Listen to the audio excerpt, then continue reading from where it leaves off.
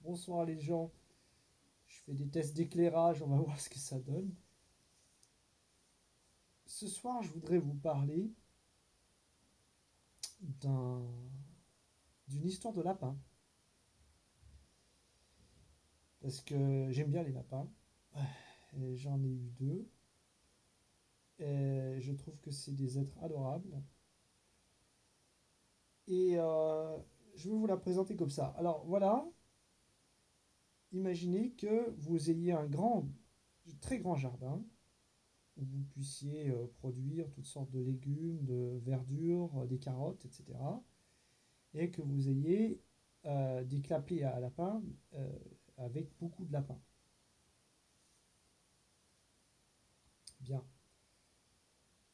Vous savez que vous avez autant de verdure nécessaire pour nourrir vos lapins. Mais, vous connaissez les lapins, ils se reproduisent à une vitesse considérable. Et malheureusement, dans vos clapiers à lapins, eh bien, il y a une surpopulation à un moment donné. Et vous savez que vous arrivez à un moment donné à un point où vous ne pourrez pas nourrir tous les lapins. Que faites-vous? Si vous diminuez la ration de carottes et de verdure par lapin, forcément, il y a un moment où ça ne va pas leur plaire aux lapins. Et ils vont, par exemple, ce qui est typique chez les lapins, c'est qu'ils font des trous, des terriers, ils creusent des trous, puis après ils essayent de s'échapper, par exemple. C'est une des possibilités. Ou alors, ils vont peut-être s'entretuer entre eux. Voilà. Ou alors ils vont se battre pour avoir la nourriture. Ou ils vont peut-être se rebeller, qui sait, contre le fait qu'ils aient pas assez de nourriture. Deuxième option, bah, c'est chercher à agrandir votre jardin. Mais si ce n'est pas possible d'agrandir votre jardin, vous avez toujours le même problème. Une troisième option, c'est de dire je vais contrôler les naissances des lapins. Et donc, par exemple, procéder à soit des castrations, des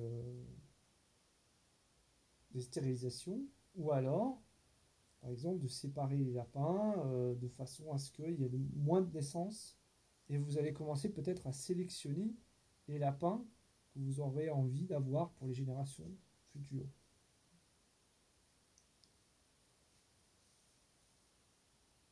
Alors, je vous parle de cette histoire, et elle est très triste, finalement, cette histoire. Parce que elle correspond à ce qu'un philosophe du 19e siècle a posé comme équation. Ce monsieur s'appelait Malthus. Et Malthus préconisait que, étant donné que la population mondiale serait en croissance, à son époque, ce n'était pas la population mondiale qui l'intéressait, c'était la population, ce qu'il appelait le prolétariat, dans les bas quartiers. Par exemple, quand on était sous la révolution industrielle, il y avait le prolétariat qui se massifiait dans les grandes villes comme à Londres. Il y avait tout ce prolétariat qui se reproduisait beaucoup. Et notamment au 19e siècle, il y avait un problème de salubrité de ces quartiers, des pas quartiers londoniens, avec notamment la tuberculose qui tuait, on dit d'aucuns, jusqu'à un tiers de la population, et chez les enfants d'ailleurs, voire plus. Donc, le problème de Malthus, c'était de dire on va proposer à ce prolétariat de contrôler leur natalité, de façon à ce que, comme les lapins de la petite histoire, eh bien, qu'ils ne soient pas trop, parce que ce prolétariat est en train comment dire, de se nuire à lui-même, puisqu'ils se reproduisent de trop. Donc là, on était au 19e siècle, Suite à Malthus, au XXe siècle, on a eu des gens qui ont repris ces idées à leur compte dans d'autres contextes, notamment donc sous le Troisième Reich en Allemagne, puisqu'on a eu une politique de natalité au Troisième Reich. Et par exemple, la particularité du régime nazi, c'est qu'il était, de l'idéologie nazie, c'est qu'il était racial. Elle était raciale, cette idéologie. C'est-à-dire que euh, le, le, le propos, c'était de ne pas, comment dire, euh, se mélanger avec ce qu'on appelait des races inférieures. Et donc, on sait ce qui s'est passé.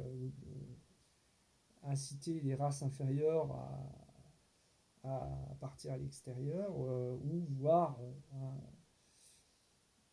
les éliminer physiquement.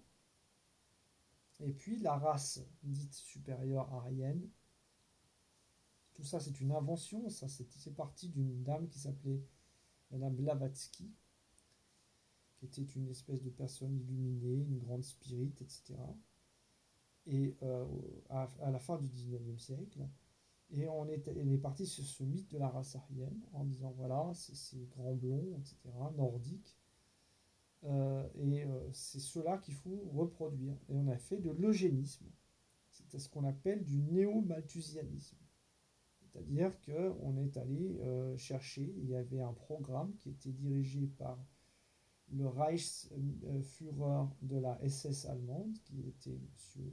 Himmler, et son programme c'était Annenerbe, c'est-à-dire de sélectionner les types ou grands blonds aux yeux bleus les plus athlétiques possibles, les plus correspondants à l'idéologie, et de les accoupler à des femmes pareilles, blondes, yeux bleus, etc., de bonne race, entre guillemets, et de faire des enfants qui étaient élevés dans des espèces de grandes, euh, comment dire, nourricières, et avec donc ils connaissaient pas directement leurs parents, et ils étaient élevés dans la propagande, etc., prêts à faire une belle génération de jeunesse hitlérienne, etc., etc.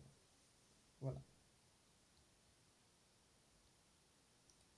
Donc on voit qu'on a Malthus au XIXe siècle qui, lui,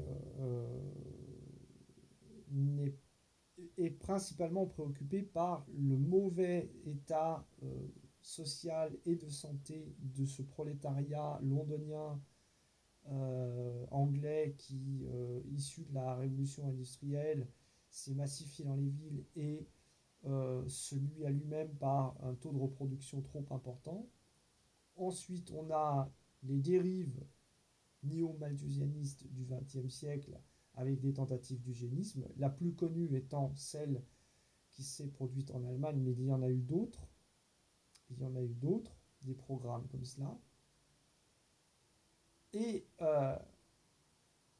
avec aussi, par exemple, des campagnes de stérilisation. Ça s'est fait en Amérique du Sud aussi, par exemple.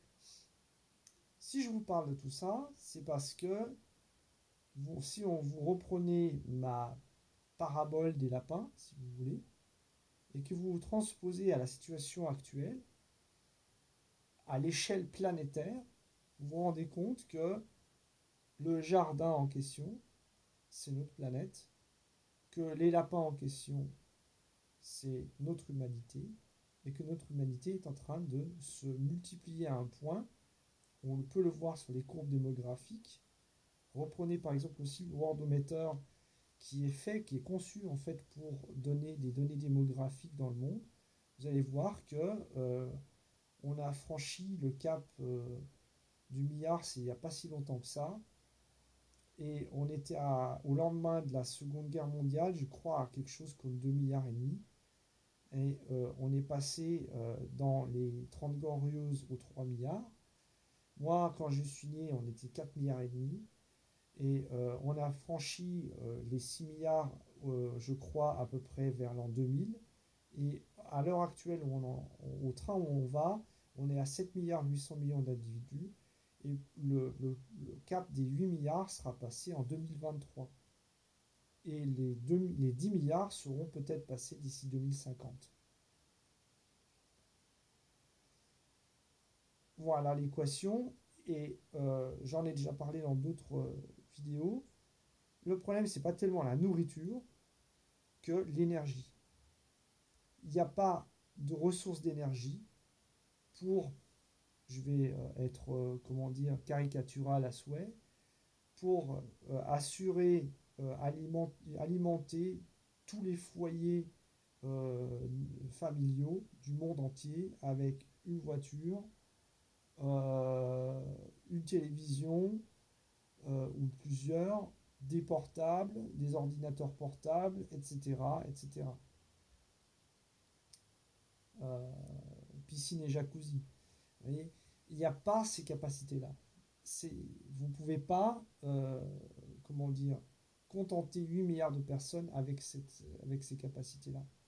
Et c'est là où on en revient au malthusianisme, c'est-à-dire que les populations, notamment les plus démunies du monde, paupérisées, comme on dit, prolétaires, dans le sens malthusien, se reproduisant, finissent par se nuire à elles-mêmes.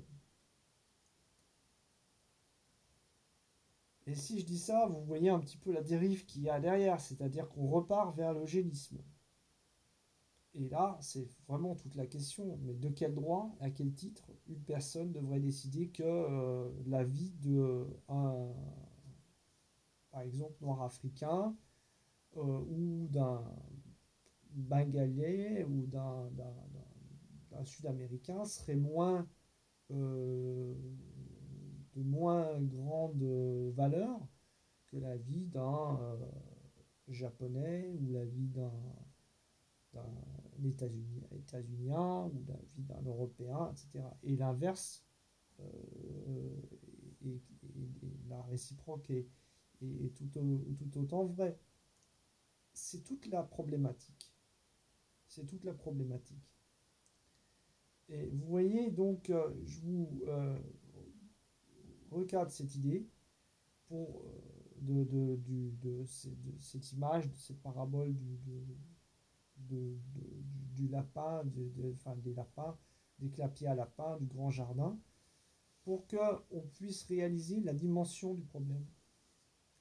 Et je ne suis pas en train de dire, justement, où est la solution, mais je suis en train de pointer du doigt d'abord l'ampleur du problème et deuxièmement les risques de dérive qu'on serait tenté de prendre en essayant d'apporter des solutions, on va dire, radicales.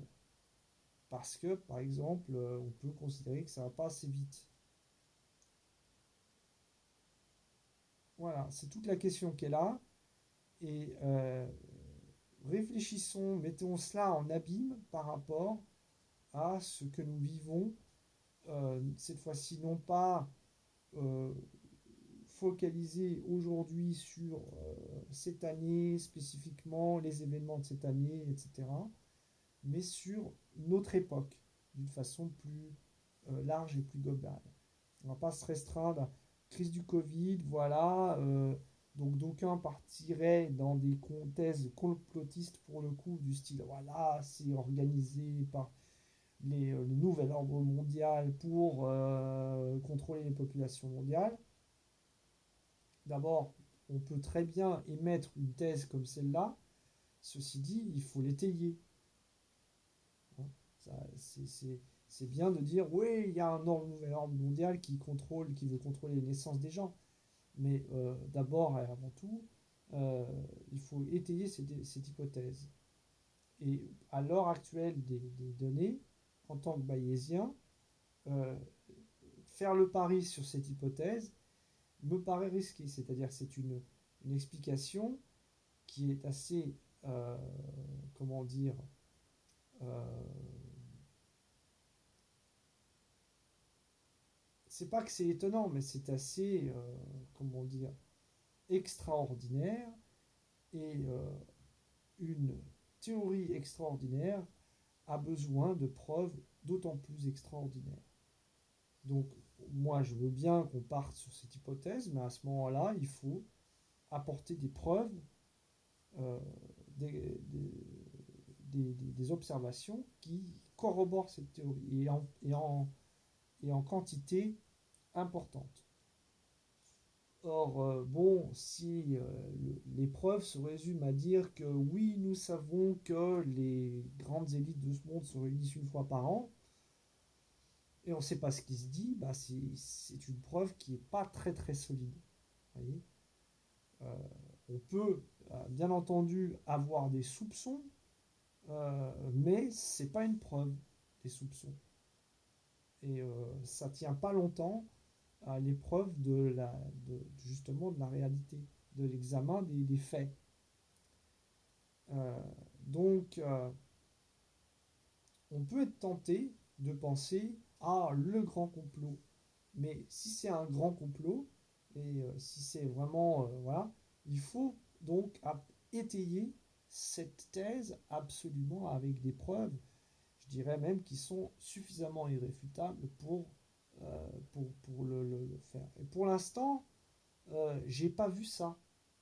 Il y a beaucoup de gens sur les réseaux internet ou sociaux qui évoquent des tas de trucs comme ça en disant nouvel ordre mondial. C'est même devenu une espèce de poncif. Mais de cette nouvel ordre mondial, même si on peut supposer effectivement que des grands dirigeants du monde se réunissent régulièrement, se voient, etc., il y a peut-être une espèce d'entre-soi. Ça, c'est tout à fait possible. Mais de là à dire, voilà, ils sont un plan, comment dire, machiavélique, etc. Mais le plan machiavélique, faut déjà prouver par A plus B que, voilà.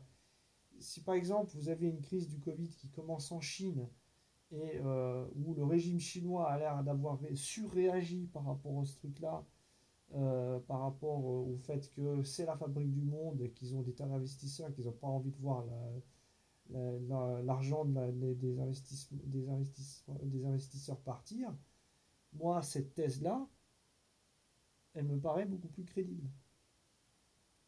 Par exemple, des surréactions dans des pays en voyant la Chine et en copiant l'exemple chinois et en ayant peur, parce que toute la problématique, c'est que si vous êtes des dirigeants et que vous avez peur que on puisse vous reprocher par derrière de ne pas en avoir fait assez, donc on surréagit et on surjoue le truc, d'autant plus qu'on a peut-être des choses à se reprocher, comme en France par exemple, à une époque il n'y avait pas de masque et pas de matériel de protection pour les personnels soignants, une époque où il n'y avait pas de tests non plus disponibles, donc on ne pouvait pas tester les gens, donc l'épidémie s'est enflammée comme ça. Le, Peut-être que les dirigeants ont tellement les fois de se faire poursuivre pour non-assistance à personne en danger, etc., etc., que peut-être maintenant ils ont envie d'en surrajouter, de dire voilà, on va. Voilà. Ça aussi, ça me paraît une thèse. Je, Moi, en tant que bayésien, j'aurais tendance à parier un peu plus sur ces thèses-là. De l'incompétence, du surjeu, par peur de se faire choper, euh, des surréactions chinoises pour d'autres raisons, par peur de voir partir les investisseurs, etc., etc. Bien sûr, on peut avoir une grille de lecture, c'est le grand complot mondial, ils s'entendent tous les uns avec les autres. Et voilà, au revoir Xi Jinping, de mèche avec Poutine et pourquoi pas Trump en même temps. Mais vous voyez, la lecture des faits, par exemple, vous fait pencher la balance plutôt du fait du côté que le dirigeant chinois et le dirigeant états-unien, actuellement, ils seront plutôt une guerre économique à couteau tiré. Ils n'ont pas l'air de vraiment beaucoup s'entendre les uns avec les autres. On est plutôt dans une espèce de dérive vers une nouvelle guerre froide, avec donc un nouvel repositionnement de front, euh, avec des intérêts économiques très divergents d'ailleurs. Donc à mon avis, une thèse comme quoi les grands dirigeants de ce monde s'entendraient en sous-main me paraît pas crédible à l'heure actuelle des faits, selon l'examen, comment dire, des faits. Mais je n'exclus rien en tant que bon bayésien, et je vais dire, voilà, pour l'instant, la preuve d'un gros complot mondial, ou la thèse d'un gros complot mondial me paraît très peu crédible. Je sais pas, je vais peut-être la situer vers les 1%, on va dire. Voilà.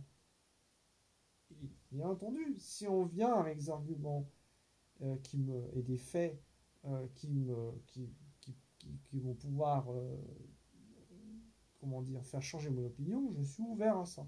Mais pour l'instant, je, je ne suis, disons, c'est pas la piste que je préconise. Voilà. Mais par contre, je vous soumets cette idée que malgré tout, on a quand même une équation globale de clapier de lapin et de manque de ressources. Et il va bien falloir à un moment solutionner ça.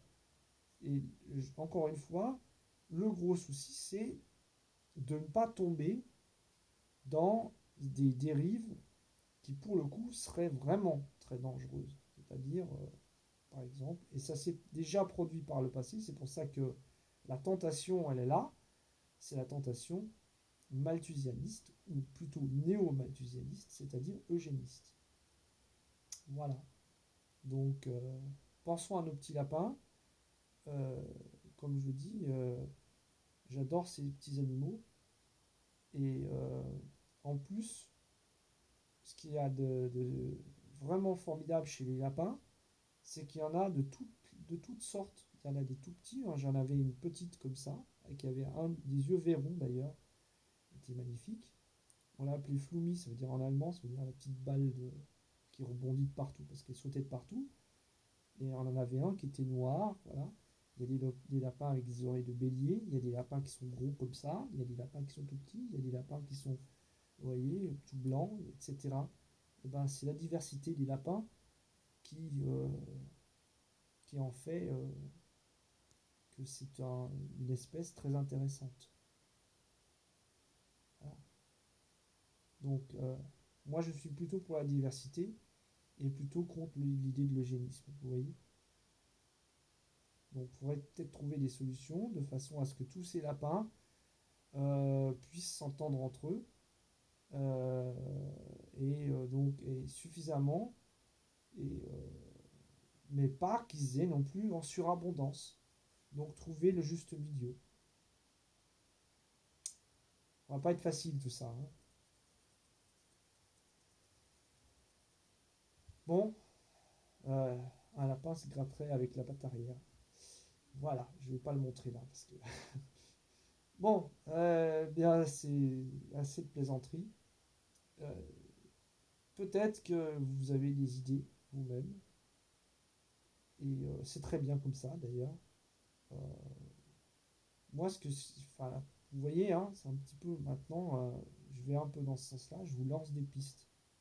Et puis après, ben, c'est à vous de développer en fait, parce qu'on ne peut pas tout savoir de toute façon. Et puis, je pense qu'il faudra, ça j'en ai parlé dans une autre vidéo, mais il faudra plusieurs générations à mon avis pour se sortir de tout ce calvaire. Mais la crise du Covid, à mon avis, montre euh, la fragilité de notre système actuel, la fragilité de notre civilisation. C'est assez, comment dire, caractéristique pour montrer effectivement qu'il y a une civilisation planétaire, j'entends au sens planétaire, hein, on est interconnecté, on est globalisé, etc. Eh bien, il y a des vices de fonctionnement, et là, ces vices de fonctionnement sont révélés, notamment par cette crise du Covid, qui en fait est directement liée, puisque si on n'avait pas repousser l'espace vital, l'écosystème de tout un ensemble d'espèces animales, si on les avait laissés tranquilles là où ils sont, ben, ils n'auraient pas fait sauter le virus, des virus d'une barrière animale à l'autre. Donc la plupart des zoonoses, donc des grandes épidémies qui se sont déclenchées dans les dernières décennies, sont des zoonoses justement. Le virus du sida est passé du singe à l'homme. Le virus de l'Ebola est passé pareil. Apparemment aussi de chauve-souris par à travers d'un hôte à l'homme. Le premier SRAS est passé de la chauve-souris à l'homme. Et actuellement, on accuse le pangolin. Vous voyez, moi, ça me désole pour les pangolins, ça me désole pour les lapins, ça me désole pour les chauves-souris, qui sont tous des êtres tout à fait adorables.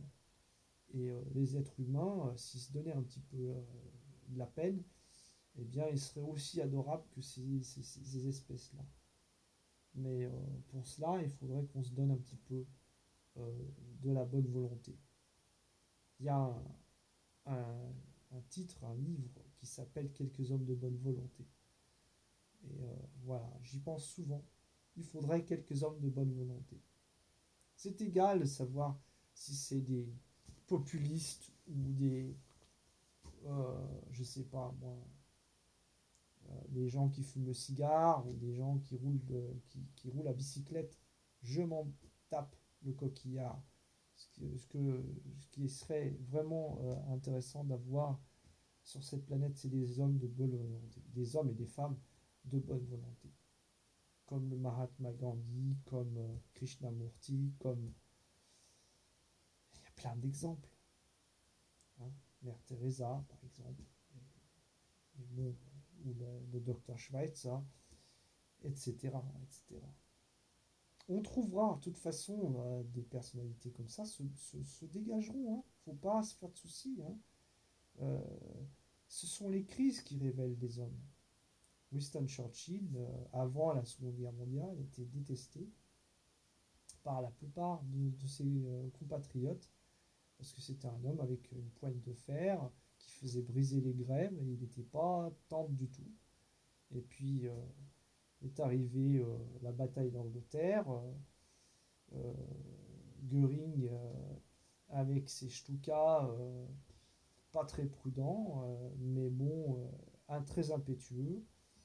Et Churchill s'est montré très très très tenace. Il a dit We should never surrender. Nous ne nous rendrons jamais. Voilà. Et je vous promets du sang et des larmes. Ben voilà. Et c'était l'homme de la situation. Et on a eu De Gaulle en France, qui en plus ce type a sauvé 2 fois la France. Voilà, il se trouvera un jour, on retrouvera un personnage qui aura cette trempe-là. Pour l'instant, je ne vois pas. Mais ça se fera, faites-vous pas de soucis. Ça se fera.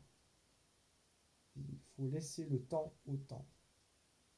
Il y a un très très très très grand homme d'État français qui s'appelait le duc de Berry, qui était le fils de Jean de Lebon et le frère de Charles V pendant la guerre de Cent Ans.